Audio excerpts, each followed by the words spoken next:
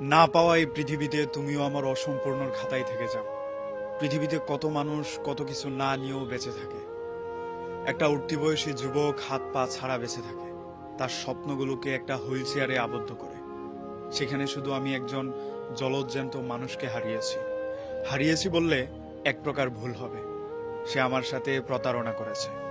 একজন মানুষ অনেক অজুহাতে ছেড়ে চলে যেতে পারে, কিন্তু যে মানুষটা খারাপ সময় দেখে চলে যায় কিংবা প্রতিষ্ঠিত না বলে ছেড়ে যায়, তাকে আসলে ক্ষমা করা যায় না।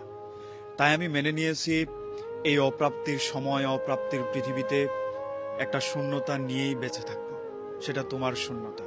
এই শূন্যতাটা আমি সারা জীবন বয়ে বেড়াতে চাই। আমি কোথাও লিখবো না, কোথাও বলবো না, কোথাও প্রকাশও করবো না যে একজন মানুষ ইচ্ছে করে আমাকে ঠকিয়ে দিয়েছে।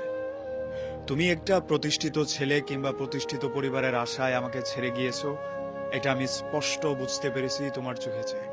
আমি জানি দৈন্যতা নিয়ে চলাফেরা কঠিন, বেকারত্ব নিয়ে মানুষ সামনে এগোতে পারে না। পৃথিবীতে সবচেয়ে কঠিন বোধহয় বেকারত্ব মেনে নেয়া।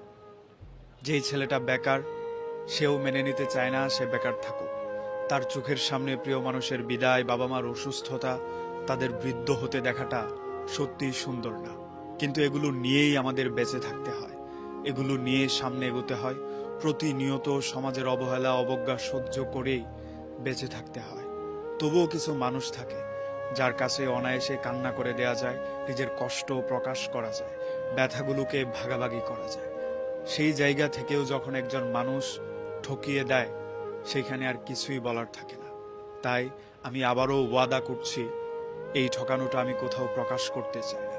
এই ব্যথাটা আমি আর কারো সাথেই শেয়ার করতে চাই না। এটা একান্ত আমার থাকুক। এই ব্যথাটা আমি সারা জীবন শুধু নিজের মধ্যেই উপলব্ধি করে যেতে চাই। কষ্টটাকে নিজের মধ্যে শুধু সহ্য করে যেতে চাই।